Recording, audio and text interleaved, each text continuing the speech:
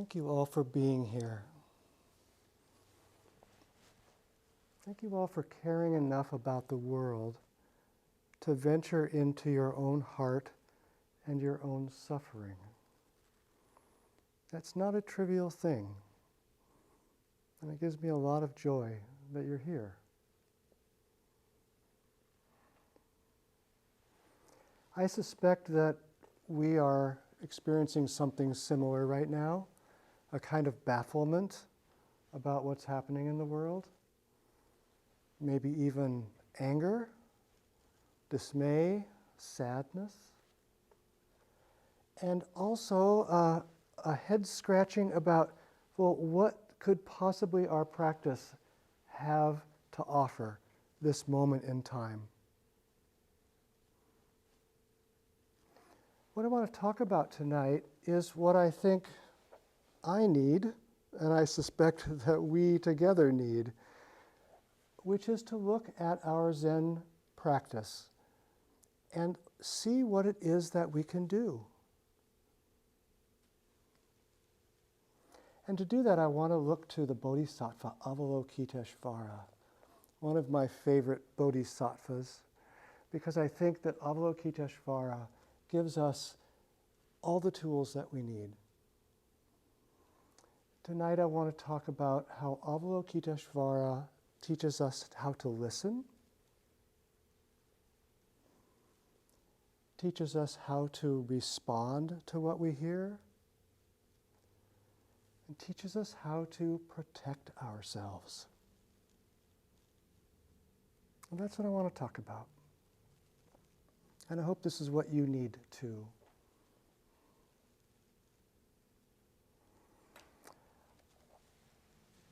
I'm not alone in feeling shocked by what's going on.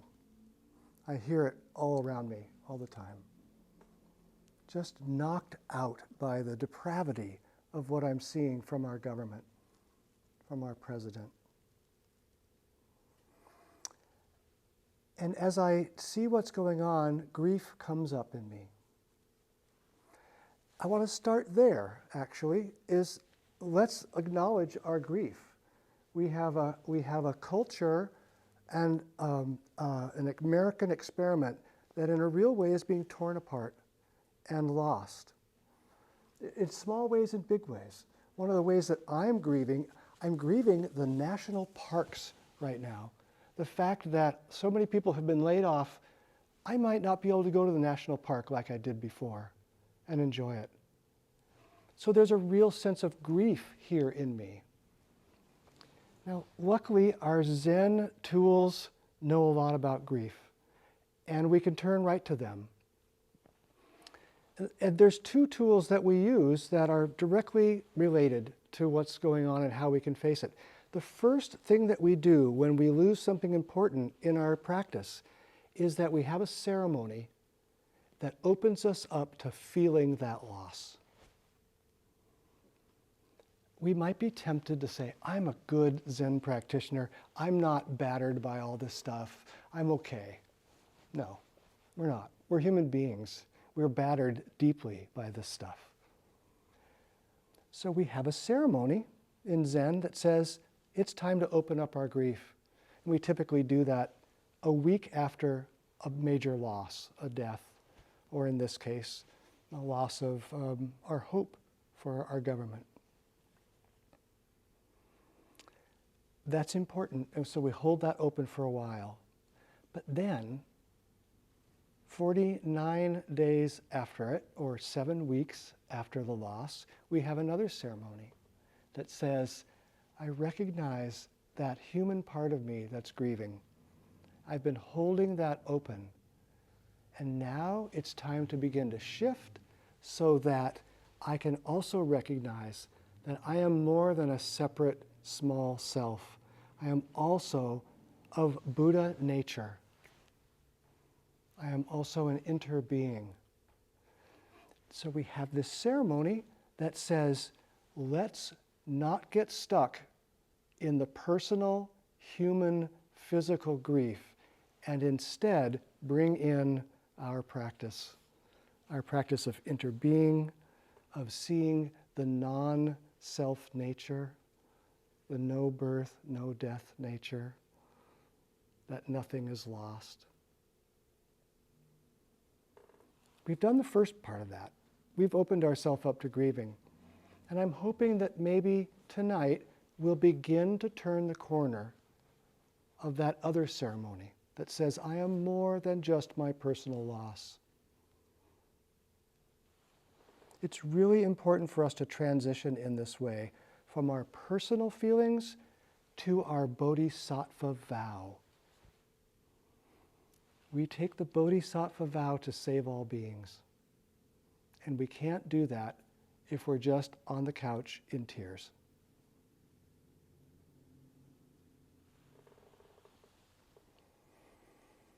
We have lived through easy times for all of us. Our entire life living in this culture has been very easy compared to most of human experience.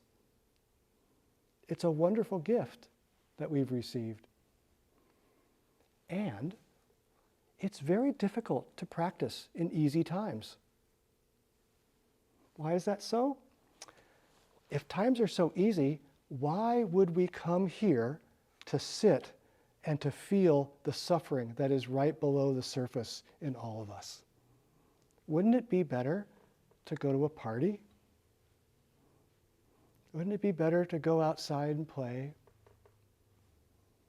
But you all chose to be here. That's one of the reasons why I opened this talk by expressing my gratitude for that. You are doing something difficult when it's an easy time. And that is a gift to all of us. I think we're shifting to a less easy time right now. Practicing in easy times is difficult, but practicing in difficult times is essential. It's essential. Otherwise, we will be pulled under. Luckily, Zen was created during very difficult times. Very difficult times. Times like we can't imagine. When millions and millions of people died in China due to misgovernance and war and famine. And this was in the 8th and 9th centuries. A third of the entire world's population died in China at that time. This is when Zen was being created. Zen has been stress tested by difficult times. We can trust the tools that we've been given because when they practiced in those difficult times, they did not have a choice to practice half-heartedly. They had to practice deeply, or they would have been swept under. This is actually what you've already been experiencing in your practice. This ease, you have ease for a while, and then you fall through into suffering. And you think, oh no, everything's wrong, everything's bad, it's going terribly. And then you find your way again. You practice with that, and that allows you to break through into another layer of suffering. And you've been doing this again and again. So it shouldn't be frightening that we've been in easy times, and we knew how to practice then, and we may be entering difficult times. We will figure out how to do this, because you already know. You don't have to worry.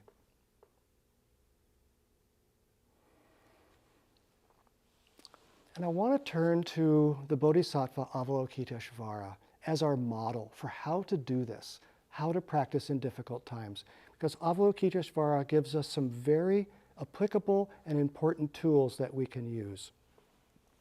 I'll talk a little bit about who Avalokiteshvara was, because you might not be familiar. Avalokiteshvara was a disciple of the Buddha, an actual person who lived at the time of the Buddha.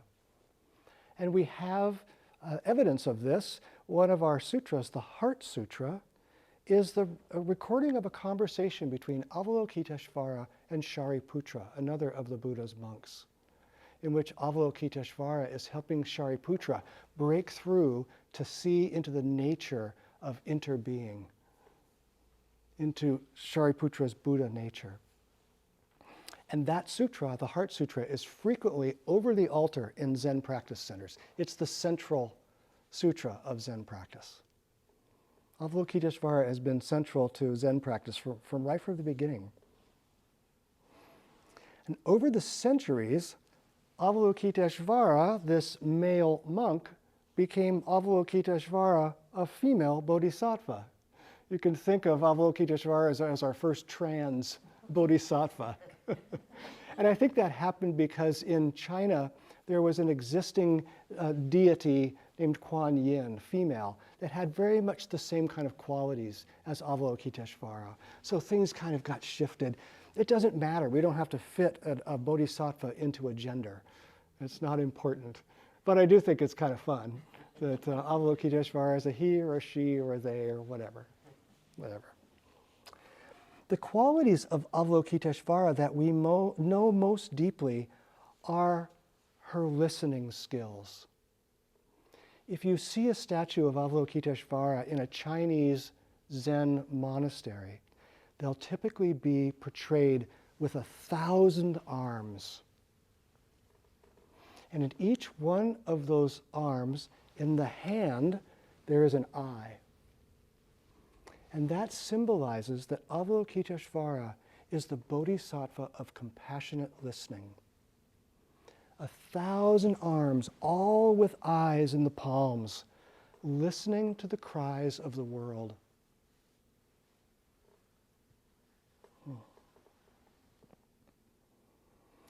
When I worked as a hospice and a hospital chaplain, Avalokiteshvara was my model, was my inspiration. That eye in the palm of the hand symbolizes the ability to listen to the suffering that you see. And as a chaplain in hospice, that was my job, to walk in the door of a person who was facing the end of their life and witness that. Witness that. To offer deep listening. It's not something that we get very often. And when we do receive a deep listening like that, it's a beautiful gift. I've heard stories about the Dalai Lama when he greets people. They only get just a few seconds with him often if it's a line of people, but the quality of his presence with them is transformative. This is what Avalokiteshvara does with the skill of deep listening. She sits absolutely still in the midst of the chaos and witnesses. She is not swayed by all the things that are going on. She's not swept away. She's stable, still, calm. And when she does that, she opens up the possibility that the person who is suffering, who's having difficulty finding their own stability, can borrow the stability of Avalokiteshvara so that they can find their own Buddha nature again. They can find their own wisdom. And this was definitely my experience as a chaplain, that the best thing I could offer someone was my own stability so that they could find theirs. They could get back in touch with their own goodness and wisdom. And I learned this from Avalokiteshvara. And I'm hoping that maybe we can also practice this deep listening when the world is burning around us, when we pick up our phone and we doom scroll through one outrage after another. Can we listen deeply like Avalokiteshvara without being swept away? Can we listen deeply, finding our own stability so that the people who need stability can borrow it from us? I know it's possible, and I know that you can do it.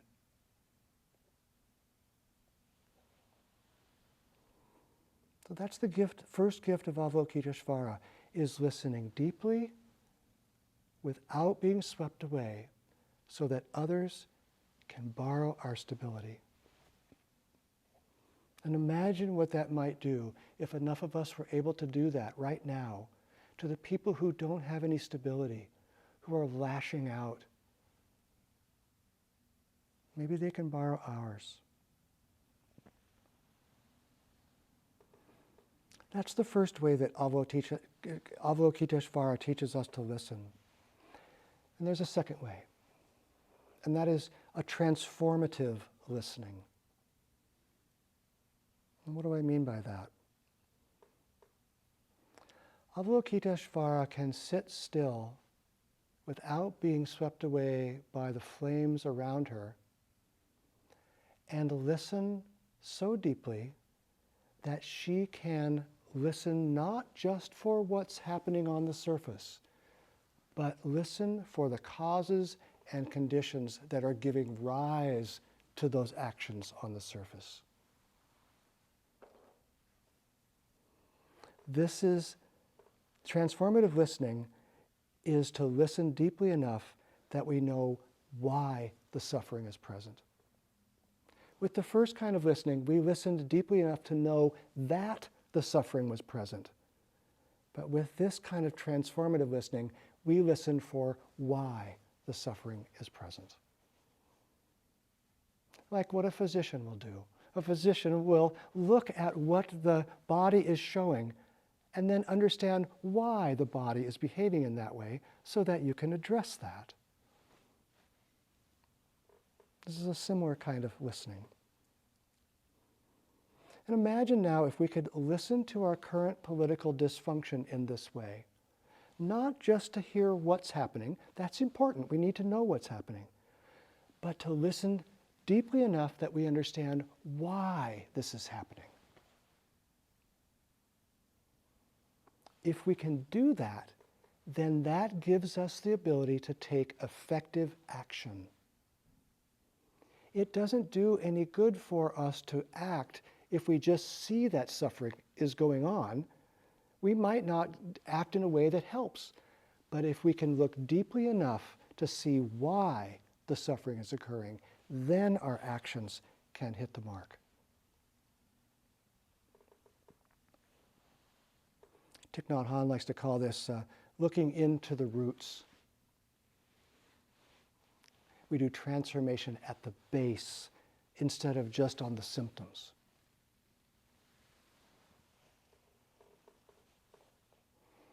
This isn't easy. Neither of these kinds of listening are easy. In order to do any of these kind of listening, whether it's the deep listening or the transformative healing listening, we have to be able to put our egos aside. If we listen in the way that most of us listen, which is to turn on a TV news program and then yell at the TV, we're not going to get anywhere. We have to put our ego to the side. Our egos want to jump up and take action immediately. But Avalokiteshvara says, no, sit. Still. Listen. Understand. Then take action. Our egos want retribution and revenge. Avalokiteshvara does not take retribution or revenge. The actions are always compassionate. Our egos want us to win and for them to lose. But that's not the kind of action that Avalokiteshvara takes after listening deeply, because that is not effective action.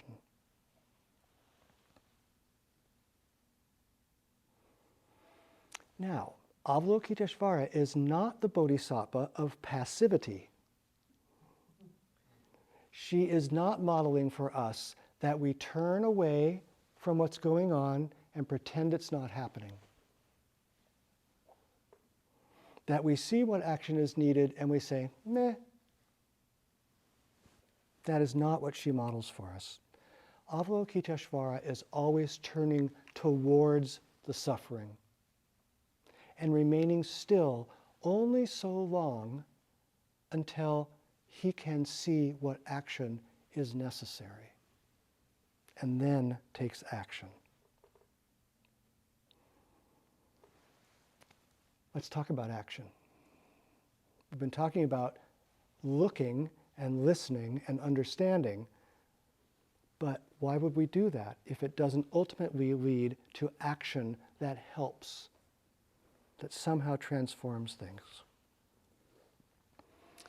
I mentioned Avalokiteshvara, the statues in the monasteries have these 1,000 arms, and in each one of those arms is a hand with an eye in it that symbolizes the looking. But there's something else there present too. In each of the hands, a tool is held.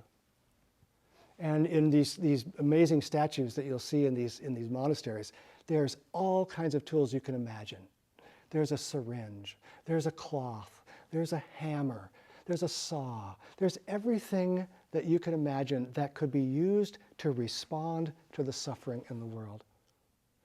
The symbolism here is that seeing is important and acting is important, but they must go together. Right?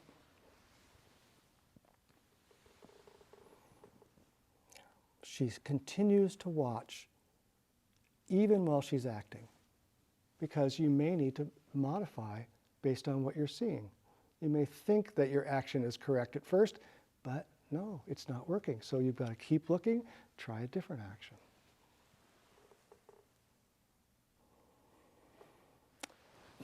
Avalokiteshvara's 1,000 arms are a symbol of interbeing.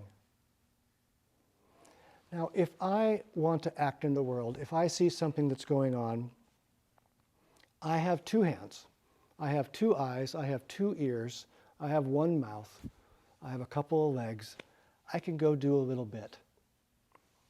But Avalokiteshvara has 1,000 arms, which is a symbol of infinite. Right? It's not like there's a magic number about 1,000. It's infinite. And this is what an interbeing is. It is what all of us, it's what we are. Together, we listen. All 1,000 arms at the same time are listening. Together, we act. All 1,000 arms are acting together. As an individual, we can't do very much at all. But as an interbeing, now we have the possibility to make skillful action in the world that changes things. That's what we need right now. We don't need each of us to be the whole thing. We can just each be 1 arm, 1 eye, 1 tool, because all of us are the interbeing. All of us can work together. The Bodhisattva vows, the first one is to save all beings. Huh? How's that possible? It's not possible for me as an individual to do that. But it's possible for us as an interbeing to do that. Avalokiteshvara is the embodiment of this Bodhisattva vow. All of us together can make a difference. Now, being an interbeing means that we don't get to divide the world up into good guys and bad guys. We aren't the good guys, and they're not the bad guys. It's all us. It's all the interbeing. We're the problem, and we're the solution. We can't blame anyone else. Thich Nhat Hanh, being the poet that he was, wrote a poem called "Please Call Me by My True Names." That is such a beautiful expression of this. It's a poem about the horrors faced by the refugees at the end of the war in Vietnam. and the horrors that they went through. And his first feeling was to blame the pirates that were raping and killing the people trying to escape the war. But he came to see that he's both the 12-year-old girl that's being raped and the pirate that is raping her. He cannot be one or the other. He is both. He wrote, "I am the 12-year-old girl, refugee on a small boat, who throws herself into the ocean after being raped by a sea pirate. And I am the pirate, my heart not yet capable of seeing and loving." That is the deep transformative listening that Avalokiteshvara models.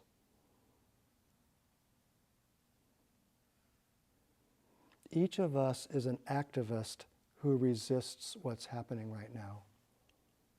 And each of us is the president that is doing immoral things.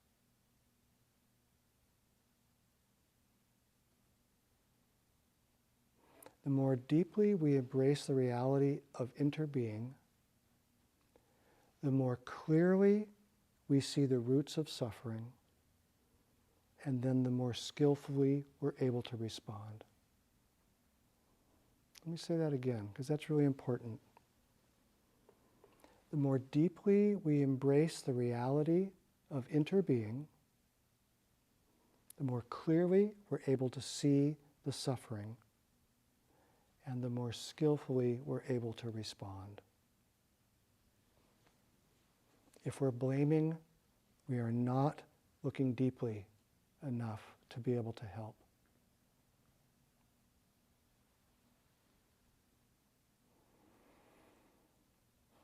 Now, this sounds like a big lift, doesn't it? But the good news here is that each one of us is not responsible for doing everything. You don't have to solve every problem. All you need to be is one of Avalokiteshvara's arms. That's all. And the way that you do that is that you trust your own goodness and your own wisdom. You look at the world and you see what touches you so acutely that you cannot turn away from it. And you know that that is where you take your stand. This found me in a way I could never have imagined in my younger life. I was raised a straight male in the typical straight male culture, and my best friend for the last 25 years has been a gay man. I had no idea that that would be the case. And Michael has taken me in to see into what the life of a gay man is like, and the culture, and the beautiful connection that so many of these men have together. And I have learned to embrace and love this community of people in a way I could never have imagined. And I know that in this time when we're hearing all these attacks on sexual minorities from our president and the people around him, that's one of the places I'm going to stand. Not for 1 second could I let that go by me and feel like I had any integrity at all. So I don't have to go looking for it. It's clear where I'm going to stand. It's clear. We had a speaker come to the island the other day who was talking about the biology of gender. And I learned so much. And this was a trans man that was giving this talk. And one of our concerns was, what happens if we advertise this widely and someone belligerent comes to hassle this person? And I didn't think twice about it, that my role, if that were to happen, would be to stand with him and to not let that energy take over of the person being belligerent. So you don't have to go looking for it. You know it when it hits you. Listen for it. knowing that this is in you already. Listen for what your particular arm is of Avalokiteshvara. And when you know what that is, stand there. We all need you to do that. We can't be an effective interbeing if every one of us isn't willing to take the stand where our heart shows us to take the stand. And I don't know what it is for you. But please don't feel like you have to do everything. You know, you might be a person that goes to protest marches, for instance, and feels really effective there. Go do it. You might be a person that thinks of doing that and thinking, oh, that is not, oh. Don't do it. Know who you are. Be that thing. We need you to do that. Individually, we have just 2 arms, but together we have infinite arms.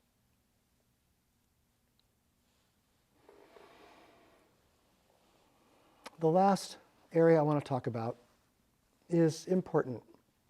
We've been talking about how to listen, how to act, but I want to also make sure that we talk about how to protect ourselves. Our president is intentionally exhausting us with shock and awe. This is a designed tactic that he's using to overwhelm us with thing after thing after thing so that we're off balance, we can't figure out what's going on, and we just feel like folding. He wants to overwhelm us so we'll give up. Again, this is not new to Zen. Our teacher, Thich Nhat Hanh, during the war in Vietnam, started an order that I am ordained in. It's the Order of Interbeing, symbolized by this brown jacket. And the early members of the order were going into the villages that had been bombed and helping to rebuild the villages, to help the people get back on their feet, to help the people grieve, bury the dead, tend to the wounded. And then they would leave the village when the work was done, and the village would be bombed again. And they'd go back. And they'd do the work, and the village would be bombed again, and they'd go back. And while they were doing this, they were losing their friends and their family members. They were being killed by the war and injured by the war. Imagine the kind of burnout that you would undergo in that situation. It's just mind-boggling to me. What they decided to do was that they decided they needed 1 day a week in which they withdrew from that work and tended to themselves, cared for themselves in the way that they were caring for others. And so they had a day of mindfulness each week. And each week they would lay down the work that they were doing, the things that they were carrying in their hearts, and they would nurture themselves with sitting meditation, with walking meditation, with eating meditation, with crying together, with supporting each other, with the beautiful views of nature and the sounds of nature. So that at the end of that 24-hour period, they were refreshed and could go back to do more work. Those of us who are ordained in this order make a commitment to spend 60 days a year in retreat like that. When I worked in the hospital and in hospice, I would only work 4-day weeks so that the 5th day could be my day of mindfulness, because I knew that I could not sustain it if I didn't do that. That was my refuge. Way back earlier, I said that practicing in easy times is difficult. This is one of the reasons why it's difficult, because we look at our lives and we say, oh yeah, that's a great idea to have a weekly day of mindfulness. That's really great. But I really need to go to Costco. I really need to clean the oven. I really need to get this stuff done. I'll feel so much better when I get it done. These are the concerns of people living in easy times. The early members of the Order of Interbeing knew that this was foolish because they were living in hard times. And they knew that a day of mindfulness was essential for them, not optional in any way. And I believe that we are entering more difficult times. And I want to encourage us, strongly encourage us, to begin to hold more days of mindfulness for ourselves as individuals, so that we as a separate self can care for our body, for our heart, for our mind, and that we as a Sangha can care for ourselves. One of the reasons this is important to do as a Sangha is that our message in our larger culture is that we are only separate self-beings. And separate self-beings are at odds with each other, in contest with each other, and that's the way we are successful in life, to get ahead of everybody else, to get more than everybody else, to win. We need to come together as a Sangha in this way, as a day of mindfulness, so that we can see clearly that we are an interbeing, that we need each other, that we cannot do this alone. If we just rely on our separate self, we will exhaust ourselves with the good work that we want to do. It won't be possible. So please, please, let's focus on having more days of mindfulness that can support us as a Sangha.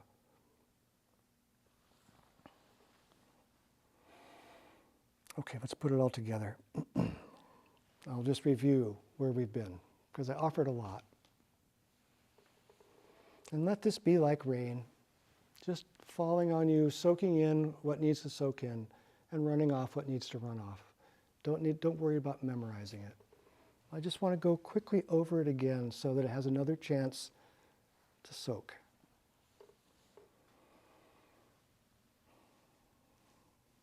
Avalokiteshvara shows us two important ways to listen. To listen deeply with our stability, sitting in the midst of the fire, so that those who need stability can borrow it from us. And she shows us how to listen to transform by staying still long enough that we can see to the root cause of the problem and then act toward the root cause. And Avalokiteshvara shows us how to respond by embracing our interbeing, by being collectively the 1,000 arms, the 1,000 eyes, the 1,000 tools, but knowing that individually, all we need to do is be that one arm that we are. And that's enough. And finally, let's care for ourselves. Let's give ourselves the wisdom of Sabbath that our culture has lost, so that when we see what's needed at the root to transform the problem, that we have the sustained energy and ability to actually do it without giving ourselves away.